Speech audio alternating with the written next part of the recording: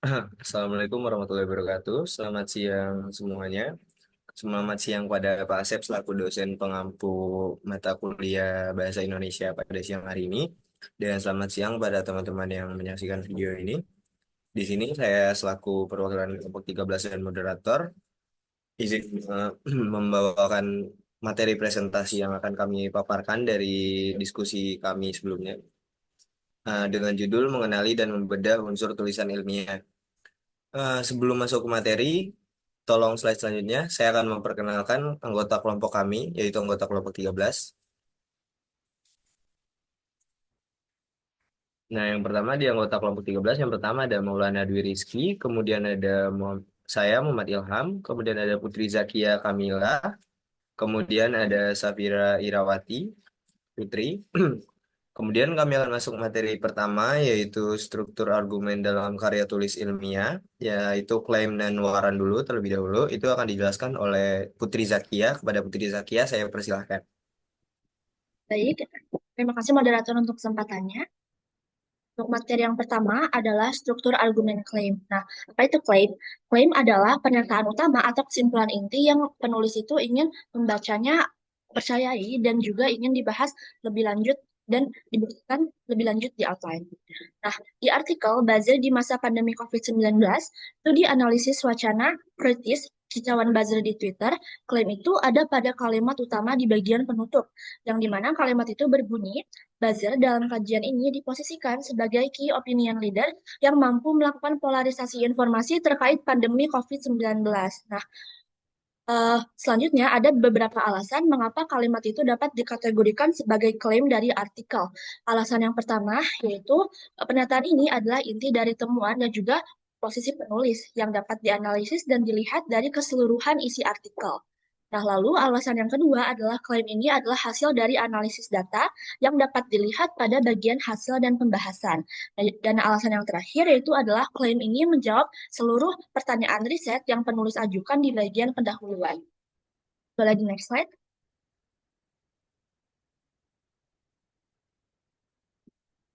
Nah, untuk struktur argumen yang kedua itu ada waran. Nah, waran itu apa? Waran itu adalah suatu asumsi dasar atau keyakinan implisit yang menghubungkan antara alasan atau reasons dengan klaim utama. Nah, untuk waran pada ini, hal ini ada pada kutipan Verklag di halaman ke 77 artikel. Nah, kalimat ini tuh berbunyi, bahasa bukan sekedar refleksi realitas, melainkan alat untuk membentuk realitas dan menyampaikan kekuasaan. Di mana hal ini tuh dapat menghubungkan klaim utama dengan argumen-argumen yang disampaikan oleh penulis di dalam artikel. Yang dari saya kembalikan kepada moderator. Baik, terima kasih kepada Putri Zakia atas pemaparan materinya, yaitu dari klaim dan waran. Kemudian ada materi selanjutnya akan dijelaskan oleh Safira Irawati, yaitu reason. Kepada Safira Irawati, dipersilahkan. Baik, terima kasih atas kesempatannya moderator. Setelah ada klaim dan waran, struktur argumen selanjutnya adalah reasons. Nah, reasons ini tujuannya adalah menopang atau sebagai memperkuat klaim yang sudah ditentukan oleh penulis. Nah, di artikel ini itu terdapat 4 reasons. Itu yang pertama, media sosial memudahkan penyebaran informasi dan membentuk opini publik. Kenapa kalimat tersebut menjadi reason? Karena memberikan dasar mengapa buzzer muncul dan memiliki peran penting. Yang kedua, buzzer sebagai key opinion leader yang mempengaruhi opini publik. Alasannya karena menjelaskan mengapa buzzer dipilih oleh aktor politik. Yang ketiga, ada polarisasi informasi dan efek negatif buzzer. Ini menjelaskan dampak sosial dari aktivitas buzzer mendukung klaim tentang polarisasi. Lalu, reasons yang terakhir itu buzzer mendukung kebijakan pemerintah melalui sindiran dan ajakan. Ini menjelaskan cara buzzer mendukung pemerintah dan memengaruhi opini publik. Sekian dari saya kembalikan ke moderator. Baik, terima kasih kepada Safira atas pemaparan materinya. Kemudian ada materi selanjutnya, yaitu evidence yang akan dijelaskan oleh Maulana. Pada Maulana, dipersilahkan. Oke, baik, terima kasih atas kesempatannya moderator. Jadi, evidence itu adalah bukti atau dukungan yang mendukung reason. pada tweet atau kicauan bernada sindiran dan satir yang ditulis oleh akun Permadi Aktivis 1 atau yang dikenal sebagai Abu Janda itu sebagai bentuk kritik terhadap pihak-pihak yang selama ini kontra terhadap pemerintah atau pihak yang melanggar aturan pandemi.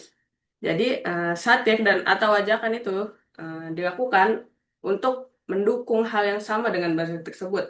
Buzzer sengaja memilih diksi satir. Diksi yang dipilih itu memiliki makna yang mengajak dan menyetujui cuitannya.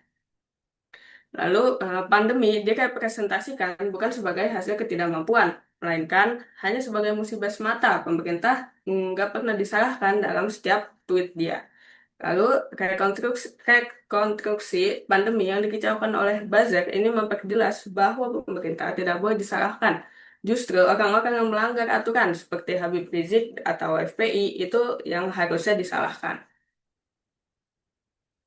Selanjutnya, Permadi Arya atau akun tadi, eh, Permadi Aktivis 1, itu sebagai buzzer membangun narasi negatif terhadap kelompok masyarakat sipil yang melontarkan kritik terhadap pemerintah. Ketika banyak pihak mempertanyakan kapabilitas pemerintah, buzzer ini tuh malah menyudutkan orang-orang yang kontra tersebut. Lalu tweet tentang vaksinisasi, pemberian citra positif kepada presiden itu kan menunjukkan kerendahan hatian presiden sebagai orang pertama yang divaksin. Citra positif tersebut itu muncul pada kicauan 6. Buzzer ingin membangun pemahaman bahwa jika nyinyir kepada presiden soal vaksin, maka akan terkena COVID-19. Sekian dari saya kembalikan ke moderator. Baik, terima kasih kepada Maulana. Kemudian materi selanjutnya ada acknowledgement response, itu akan dijelaskan oleh saya sendiri. Jadi di sini acknowledgement response itu lebih ke arah strategi merespon dengan cara menyusun argumen, formulasi kebahasaan, dan cara penyampaiannya agar argumen kita disetujui dan diterima publik. Tentu ketika kita menyampaikan satu argumen itu bakalan ada penolakan atau akan ada pertanyaan dan ada gugatan terhadap apa yang kita sampaikan. Karena tidak semua orang akan setuju dengan pola pikir kita dan dengan penyampaian kita. Inilah fungsi dari acknowledgement response. Atau bisa kita sebut ini adalah respon dari ketidaksetujuan yang ada, baik berupa penolakan atau bahkan gugatan terhadap penyampaian dari klaim kita, reasons, evidence, atau bahkan waran, yang kita ubah ketidaksetujuan ini dari halayak menjadi penguatan argumen dengan cara mengakui terlebih dahulu penolakan yang ada, setelah itu baru beri respons yang tidak dapat digugat atau dipertanyakan lagi. Cara membuatnya ada posisikan diri sebagai halayak sasaran, bayangkan apa yang akan dipertanyakan atau digugat dari materi kita. Tentu ketika kita sudah menguasai materi kita tahu kelemahan dari materi kita, atau bahkan kita mungkin tahu apa yang sangat sensitif untuk dibahas dan orang akan membahas itu dan akan mempertanyakan serta mengugat pendapat kita. Kemudian, pahami pola pikiran dan apa yang sesuai dengan pikiran mereka. Nah, tentu kita tidak hanya melihat dari sisi kita, tapi kita bayangkan juga dari sisi orang lain. Ada beberapa orang yang mungkin sensitif dengan ini, ada beberapa orang yang mungkin akan mempertanyakan A, B dari materi kita. Kemudian baru putuskan segi yang diterima publik dan tidak akan digugat. Jadi setelah kita menerima kritikan mereka atau pertanyaan mereka, kita memberikan argumen atau pendapat atau respons yang tidak akan digugat oleh mereka. Kemudian akomodasikan dan respons bingkai respons tersebut untuk perkuat argumen. Contohnya ada pada halaman 87, itu ada kalimat terakhir sebelum daftar pustaka. Meskipun Permadi Arya menyatakan dirinya tidak lagi bekerja secara profesional sebagai buzzer setelah Pilpres 2019, beragam analisis yang telah dihadirkan menunjukkan bahwa Permadi Arya berupaya untuk membangun citra positif pemerintah dalam menangani pandemi dan menyudutkan kelompok-kelompok yang mengkritisi kebijakan pemerintah. Hal ini menunjukkan bahwa keterlibatan buzzer dalam membangun narasi tertentu tidak hanya muncul selama kompetisi elektoral, tetapi masih terus berlanjut hingga saat ini. Media sosial memang dapat menjadi media yang efektif dalam menyebarkan informasi mengenai kebijakan pemerintah. Tapi pelibatan buzzer yang kerap kali membangun narasi dengan menyudutkan kelompok-kelompok tertentu bukanlah cara yang tepat karena akan memperparah polarisasi yang telah terjadi sejak sejak pemilu 2014. Nah, pada kalimat ini awalnya ia menyetujui bahkan menganggap bahwa media sosial salah satunya dan membangun citra baik dari pemerintah itu ia setujui bahwa kritikan itu memang tidak sesuai apa yang ia sampaikan. Tetapi pada akhirnya ia menekankan kembali bahwa pelibatan buzzer yang kerap kali membangun narasi dengan menyudutkan kelompok tertentu bukanlah cara yang tepat. Disinilah fungsi acknowledgement response, yaitu respon yang terakhir ini, ya, atau respon yang menanggapi penolakan yang ada atau gugatan yang ada yang bertentangan dengan apa yang kita sampaikan. Jadi sebenarnya acknowledgement response itu lebih ke arah respon tidak terduga dari halayak yang sasaran kita memberikan pertanyaan atau gugatan terhadap klaim, reason dan hal lainnya yang kita sampaikan. Nah, acknowledgement response berfungsi sebagai penguatan dari apa yang kita sampaikan. Jadi lebih ke arah menjawab pertanyaan mereka sekaligus memperkuat apa yang kita tujukan kepada mereka, materi yang kita tujukan. Kemudian ada syarat disetujui dan diterimanya acknowledgement response, yaitu adalah acknowledgement response itu udah tidak dipertanyakan lagi, tidak digugat lagi, disetujui halayak. Jadi pada acknowledgement response itu udah tidak mengajukan argumen alternatif lain. Jadi tidak mengubah claim, reasons, evidence kita. Jadi itu sebagai penguatan terakhir lah bisa dibilang. Itu saja materi yang saya sampaikan. Kemudian ada materi selanjutnya akan saya berikan waktu kepada Maulana, yaitu merupakan outline artikel jurnal dan penjudulan dan pensubjudulan. Kepada Maulana, saya persilahkan. Baik, terima kasih atas kesempatannya, moderator. Jadi, outline artikel jurnal. Jadi, itu bisa dibilang rangkuman dari semua struktur yang sudah kita bahas tadi. Contoh di sini pada bagian buzzer sebagai key opinion leader yang mampu melakukan polarisasi informasi terkait pandemi COVID-19 yang merupakan adalah claim. Lalu, media sosial memudahkan penyebaran informasi dan membentuk opini publik. Itu adalah reason.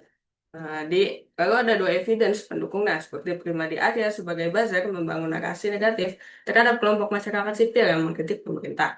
Lalu di evidence yang kedua itu buzzer menyebarkan informasi yang memecah belah supaya orang-orang yang mengkritik jadi disalahkan. Lalu ada di reason kedua itu buzzer sebagai key opinion leader yang mempengaruhi opini publik. Didukung oleh dua evidence. Evidence yang pertama itu buzzer memuji presiden yang mau divaksin duluan supaya terlihat bahwa vaksin itu aman dan pemerintah peduli. Lalu evidence yang kedua, buzzer itu menyindir orang yang tidak percaya vaksin seolah-olah mereka pasti akan kena COVID-19. Lalu ada di reason yang ketiga, polarisasi informasi dan efek negatif buzzer. Akun buzzer ini didukung oleh dua evidence. Evidence yang pertama, akun buzzer itu menyindir orang yang menentang aturan pandemi. Lalu yang kedua, buzzer memakai bahasa lucu atau sindiran supaya orang setuju dengan pendapat mereka. Dengan cara ini, orang itu bisa ikut mendukung tanpa merasa sedang dipaksa. Lalu, reason yang terakhir itu buzzer mendukung kebijakan pemerintah melalui sindiran dan ajakan.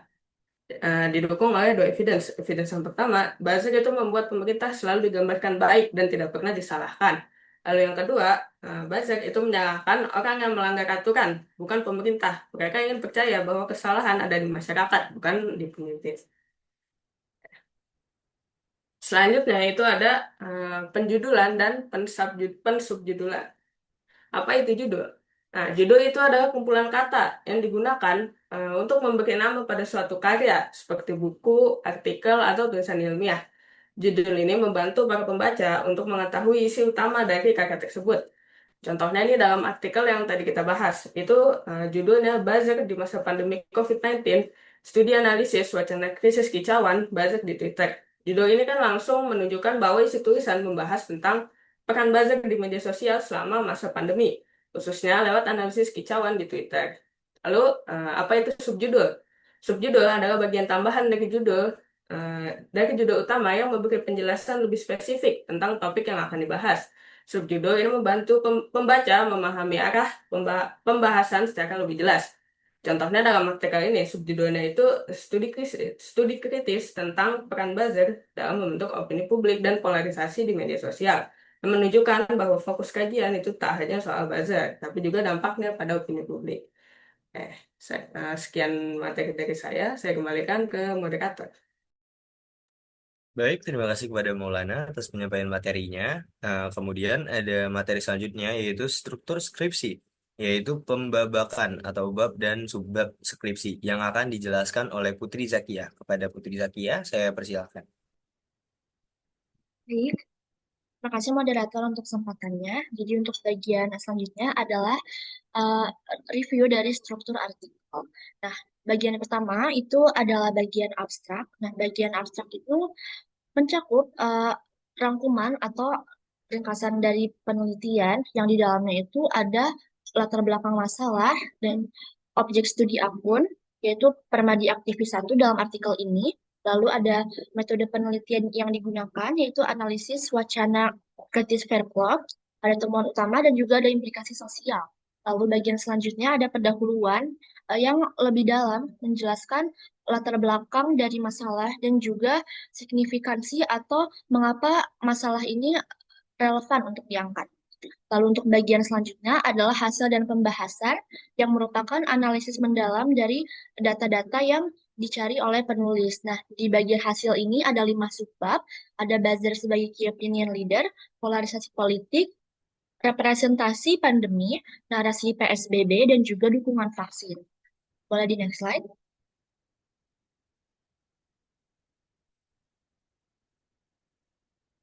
Untuk bagian struktur selanjutnya adalah penutup, yang isinya itu menyimpulkan hasil dan juga memberi refleksi terhadap peran buzzer secara sosial politik. Dan untuk bagian paling akhir atau paling bawah dari artikel ini adalah cantuman daftar pustaka, di mana di dalam daftar pustaka ini penulis mencantumkan sumber-sumber ilmiah dan juga media yang dijadikan sebagai rujukan dalam menulis artikel. Boleh di next slide?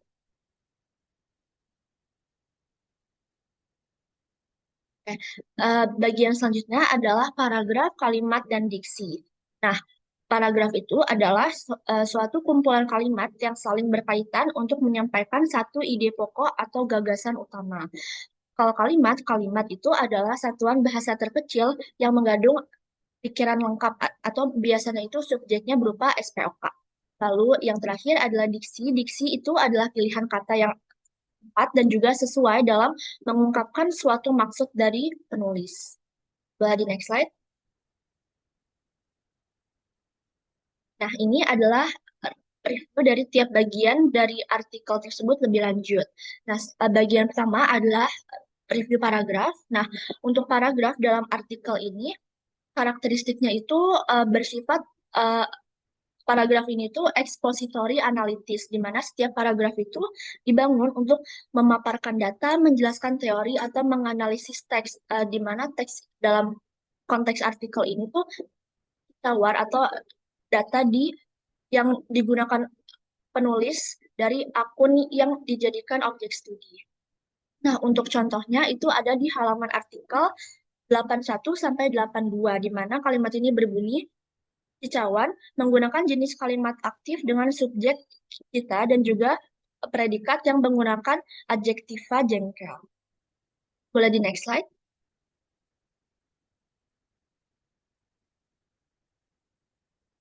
Untuk review selanjutnya adalah review dari kalimat artikel. Nah, untuk kalimat ini, karakteristiknya itu ada beberapa karakteristik. Yang pertama itu adalah kalimat ini campuran antara kalimat deskriptif informatif, analitis interpretatif, dan terkadang itu penulis juga menggunakan kalimat yang evaluatif.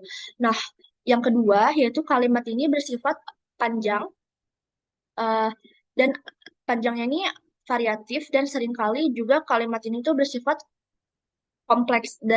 Kalau kompleks itu maksudnya nggak hanya induk kalimat aja. Nah, untuk yang ketiga itu kalimat dalam artikel ini sering menggunakan kutipan atau kalimat langsung dari tweet, lalu dianalisis strukturnya, yaitu menggunakan predikat, subjek, posisi konjungsi, dan sebagainya. Untuk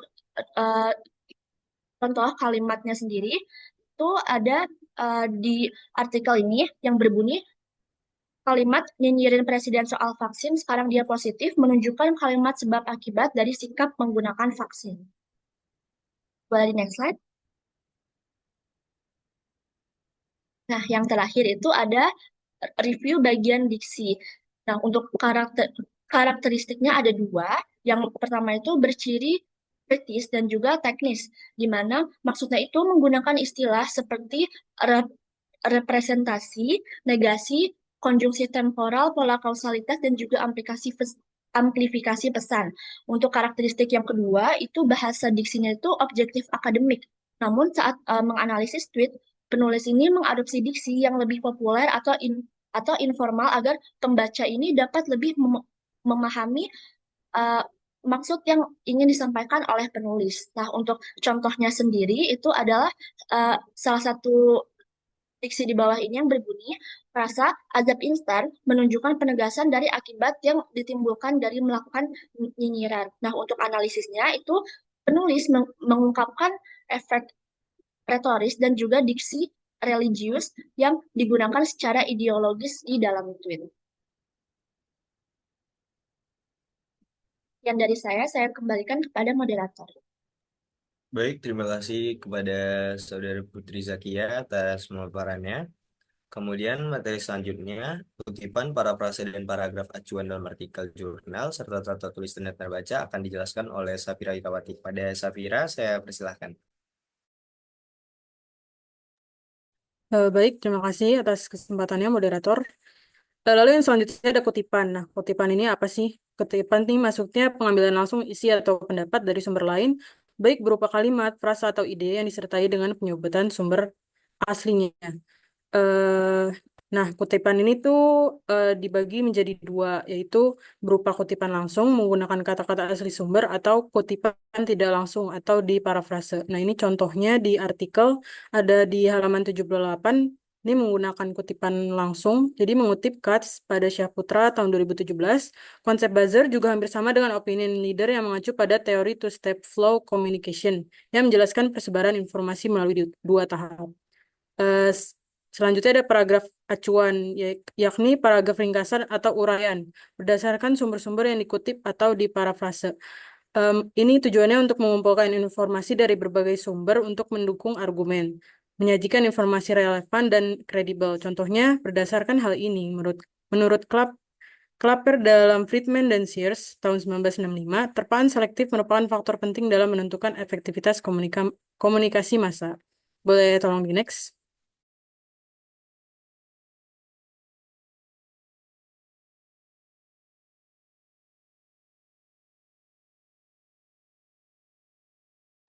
Lalu ada tata tulis. Nah, di artikel ilmiah itu harus mengikuti kaidah bahasa yang baku, jelas, dan sistematis, menggunakan bahasa ilmiah yang formal dan tepat, dan hindari penggunaan kutipan langsung yang berlebihan dan lebih mengutamakan parafrase agar tulisan lebih orisinal dan mudah dipahami. Contoh penulisan parafrase ini, menurut teori disonansi Festinger tahun 1957, pemilihan informasi yang sepandangan dapat membantu orang mengurangi disonansi. Dan yang terakhir ada tata bahasa. Ini langsung ke contohnya, apalagi dengan adanya peran buzzer yang terkesan mendukung hingga membela secara membabi buta kebijakan pemerintah dari kritikan pengguna lain dengan cara yang kontraproduktif dapat berpotensi membentuk polarisasi informasi di masa pandemi. Nah, ini huruf pertama harus menggunakan huruf kapital dan penggunaan bahasa asing seperti kata buzzer itu dimiringkan hurufnya. Tanda koma untuk memisahkan elemen dalam penulisan sumber, tanda kurung menunjukkan sumber kutipan ini dikutip dari tulisan Pambudi, lalu titik digunakan untuk mengakhiri kalimat kutipan. Sekian dari saya kembalikan ke moderator. Terima kasih. Baik, terima kasih kepada Safira Irawati atas materinya. Demikian materi dari kelompok 13 dan ini ada referensi yang kami gunakan. Kami menggunakan beberapa referensi mulai dari tentang judul dan subjudul dan lainnya. Terima kasih. Sekian dari kelompok 13. Assalamualaikum warahmatullahi wabarakatuh.